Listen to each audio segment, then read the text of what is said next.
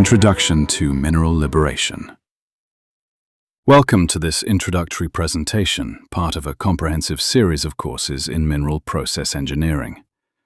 This session focuses on one of the most critical aspects of mineral processing, mineral particle liberation and its essential role in optimizing plant performance.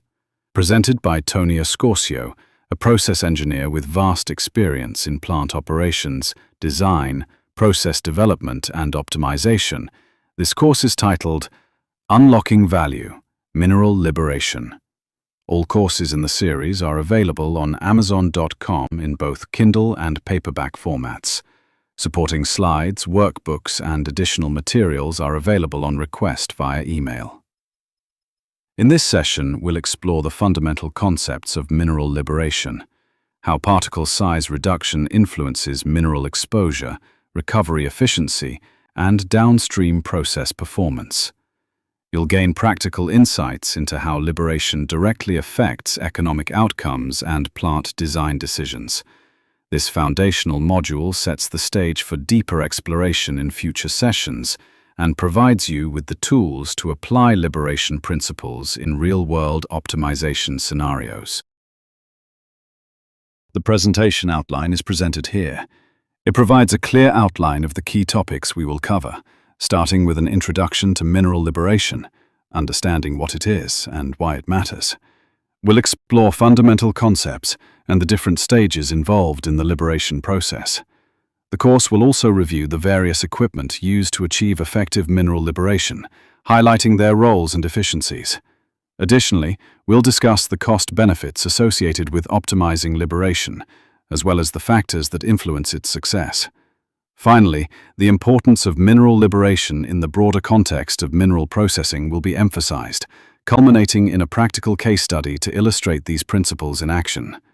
This comprehensive overview ensures a structured learning path for participants. The key learning objectives of the course. We'll begin by developing a clear understanding of mineral liberation, which is crucial for efficient mineral processing. Next, we'll examine the various factors that influence how minerals are liberated during processing. Understanding these factors helps optimize the process. We will then explore the critical connection between mineral liberation and downstream recovery, highlighting how effective liberation enhances recovery rates. Finally, we'll discuss the broader impacts of liberation on process costs, mineral recovery efficiency, and sustainability, emphasizing how improving liberation can lead to cost savings and more environmentally responsible operations. The concept of mineral liberation, a fundamental process in mineral processing that involves separating valuable minerals from the surrounding waste material, or gangue, is presented. Understanding mineral liberation is essential because it directly impacts the efficiency and effectiveness of resource recovery. The historical context highlights how advancements in technology have continuously improved this process, making it more precise and cost-effective. By maximizing the liberation of minerals, mining operations can increase recovery rates, reduce waste, and improve overall sustainability. This not only enhances the economic viability of mining projects, but also supports responsible resource management. The key concepts focus on the classification of minerals into metallic, non-metallic, and industrial categories. Each type has unique properties that influence how they are processed. A critical concept here is the degree of liberation, which refers to how well valuable minerals are separated from the surrounding waste material, or gangue.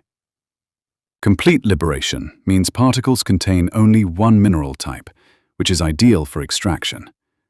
However, in reality, partial liberation is common, where particles contain a mix of minerals, necessitating additional processing steps. Understanding these concepts is vital for optimizing mineral recovery and maximizing economic value. The visual aids help illustrate the differences between fully liberated, partially liberated, and unliberated mineral particles, emphasizing the importance of effective processing techniques to improve resource management and recovery rates. There are three critical stages in mineral liberation, essential for efficient mineral processing. The first stage, crushing and grinding, involves reducing the size of ore particles to expose valuable minerals, which is crucial for subsequent processing steps. The second stage, physical and chemical separation, uses various methods to isolate valuable minerals from the waste material, enhancing purity and concentration. Finally, recovery techniques focus on maximizing the extraction of valuable minerals while minimizing waste and energy use, ensuring the process is both economically and environmentally sustainable. Understanding these stages helps optimize mineral processing workflows and improve overall recovery rates. This highlights key equipment used in the liberation stage of mineral processing. Crushers and mills are fundamental for breaking down raw ore into smaller, manageable pieces, preparing it for further processing. Following this, separation and concentrating equipment, such as flotation cells and classifiers, play a crucial role in isolating valuable minerals from waste material, improving the purity and quality of the output. The slide also points to advanced technologies that are increasingly integrated into mineral processing, including automated sorting systems and innovative grinding methods, which boost efficiency and precision. These advancements help optimize resource recovery and reduce operational costs, reflecting the evolving nature of mineral processing engineering. This focuses on the cost benefits of achieving optimal mineral liberation in mining operations. By improving mineral liberation, recovery rates increase, which directly reduces operating costs through more efficient processing and less waste. This efficiency not only lowers expenses, but also enhances profitability, contributing to the economic sustainability of mining projects. The slide highlights three key areas: operating costs, added value, and return on investment. Good mineral liberation improves recovery efficiency and product quality, which raises the market value of the extracted minerals. Additionally, it positively impacts processes like gravity separation, magnetic separation, and leaching, resulting in higher concentrate grades and fewer losses to tailings. The included graph illustrates how recovery and energy costs vary with grind size, emphasizing the importance of optimizing grinding to balance cost and recovery.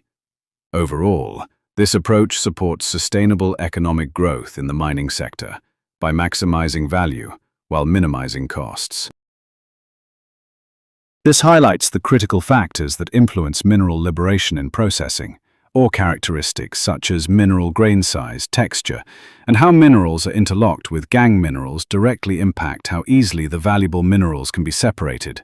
Finer-grained ores typically require more intensive grinding to achieve liberation. The comminution process, involving crushing and grinding equipment like jaw crushers and ball mills, plays a vital role in breaking down the ore to free the minerals. The choice and intensity of this equipment affect the efficiency of liberation.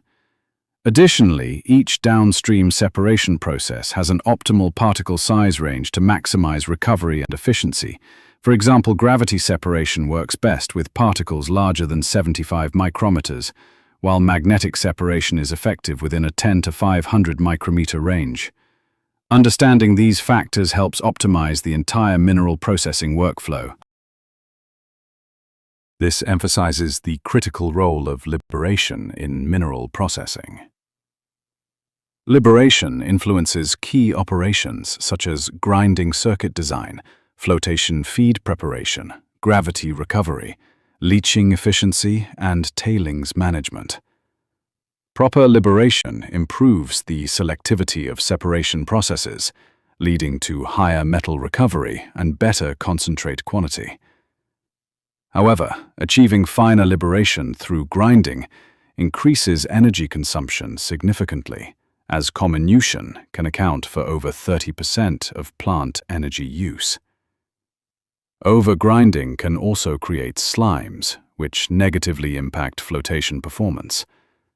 From an environmental perspective, better liberation reduces metal losses to tailings, enhances tailing stability by minimizing fine particles, and decreases the need for reprocessing and chemical inputs downstream. Balancing liberation with cost and environmental considerations is essential for efficient and sustainable mineral processing operations. This case study focuses on a large copper-gold concentrator in Latin America, operating with a primary grind size of P80 at 105 microns. The ore mainly consists of chalcopyrite and pyrite with minor gold, hosted in quartz sericite schist. Despite achieving a final copper recovery of 86.3%, metallurgical accounting revealed significant metal losses valued at over $4 million annually.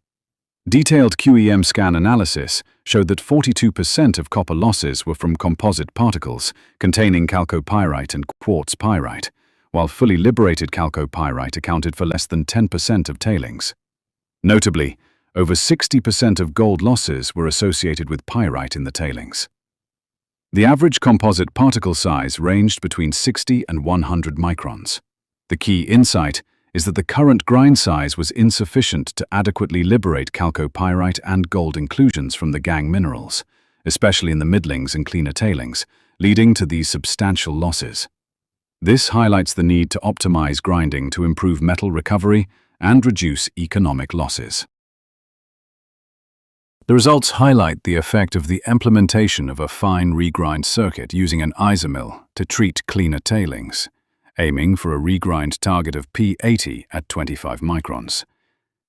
The reagent strategy was optimized to better suit the finer particle size, and additional monitoring through mineral liberation analysis, MLA, was introduced to track improvements.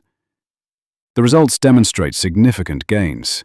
Copper recovery increased from 86.3% to 90.2%, and gold recovery improved from 68.5% to 73.4%. Tailings grades for copper and gold decreased, indicating more efficient extraction.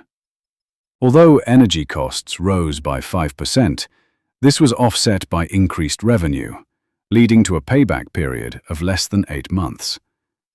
This example underscores how targeted process modifications and monitoring can enhance mineral recovery and economic performance in mineral processing operations.